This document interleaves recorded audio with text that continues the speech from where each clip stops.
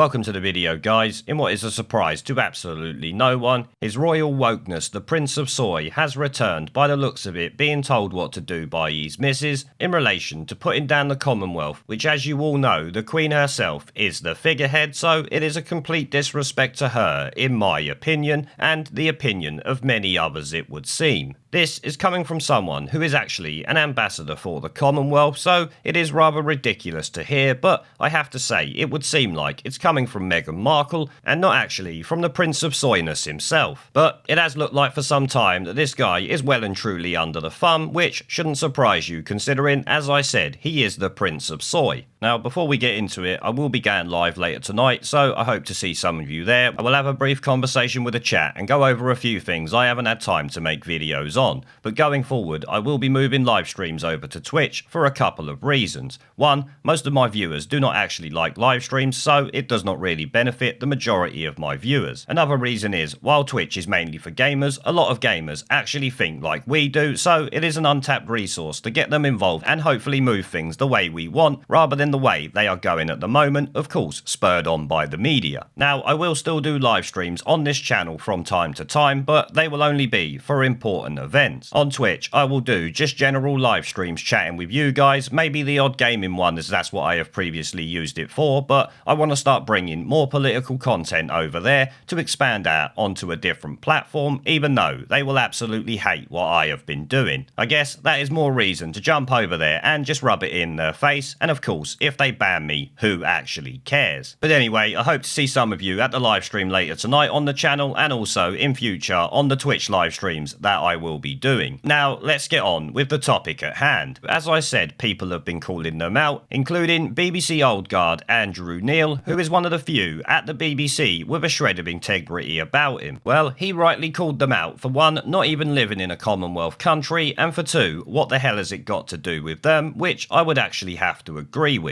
You will all remember the drama they went through last year, leaving the royal family and moving to Canada and then to America, while asking the American government and taxpayer to fund their protection, which is just laughable, but doesn't surprise me for this pair of shitweasels, let's be honest. Well, the Sun and the Express are picking up on this, among a few others, so we'll take a quick look at the Express's article on it, calling them out and also pointing out what Andrew Neil had said to them. It headlines, Andrew Neil confronts Meghan Markle and Harry on video, what's it got to do with you? Meghan Markle and Prince Harry have come under fire from the BBC's Andrew Neil for insisting that the Commonwealth must acknowledge its colonial past before it can move forward into the future. Which I feel I have to say it has already done, since all of these nations, 54 of them in total, signed up to this voluntarily, you complete and utter idiots, but I guess that doesn't matter for the Prince of Wokeness and his missus. The Duke and Duchess of Soy risk ruffling feathers in the royal family when they waded into the touchy subject during a virtual summit of the Queen's Commonwealth Trust. The session entitled Fairness, Justice and Equal Rights focused on the dark days of the Commonwealth's history, as well as encouraging change for the days to come. Harry said there was no way the Commonwealth, which is made up of 54 nations, could move towards the future without acknowledging its history, which obviously it's already done, and this imbecile knows it, which also makes me think, along with some of the screenshots from the interview itself, that Meghan Markle is pushing this agenda in his ear. But BBC presenter Mr. Neil pointed out that the Sussexes no longer live in a Commonwealth country and questioned why they felt the need to hold a public discussion on a political association led by the Queen. Harry said, certainly when you look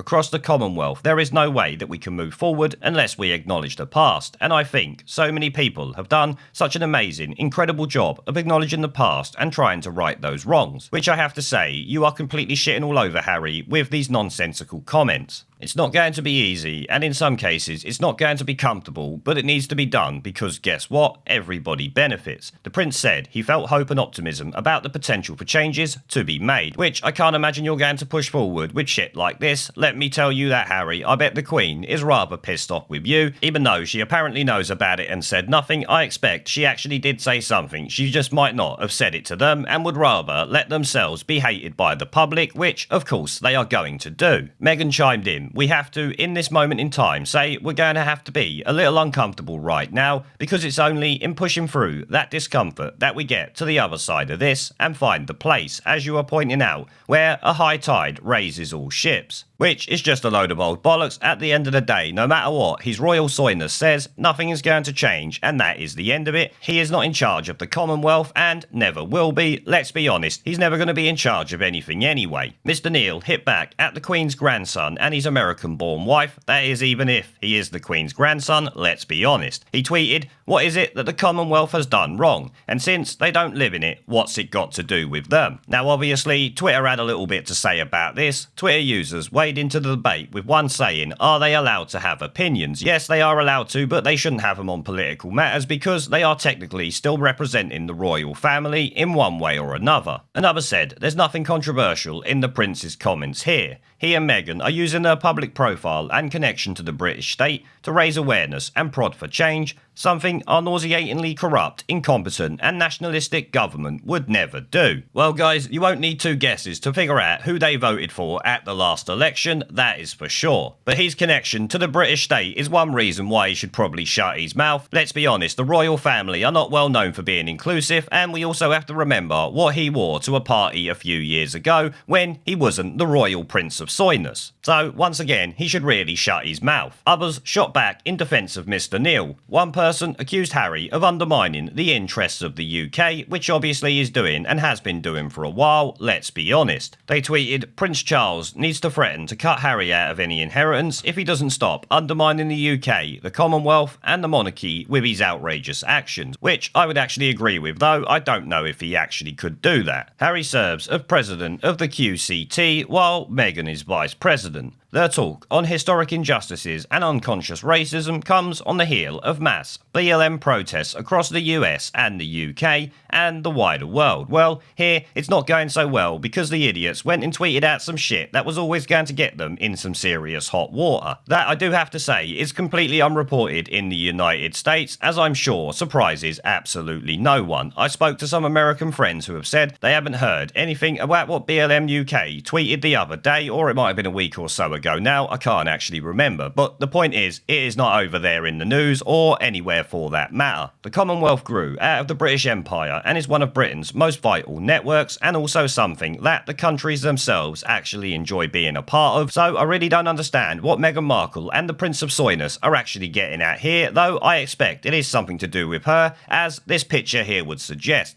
Look at the way she is looking at him as if to say, you will do what I tell you to do, and make sure you say this. Slag off the country you come from and the thing that your supposed grandmother runs so that we can look like a bunch of woke arseholes. Now, I am quite happy that Andrew Neil called them out on this, along with some of the people on Twitter. Well done for that. This guy needs to be called out at every opportunity, and obviously the fact that his missus is sitting there staring at him like that suggests she has something to do with it. He is certainly trying to earn himself a nomination for Shitweasel of the Week this week with this sort of behaviour, so maybe he will get in. He was an honourable mention last time. Can he go one further? There is still plenty of time to go. But as always, I want to say a massive thank you to everyone who supports the channel, and my other social media links are down in the video description if you want to come and support me on Twitter, BitChute and a variety of other platforms, including my second YouTube channel. As I said, all links are down in the video description.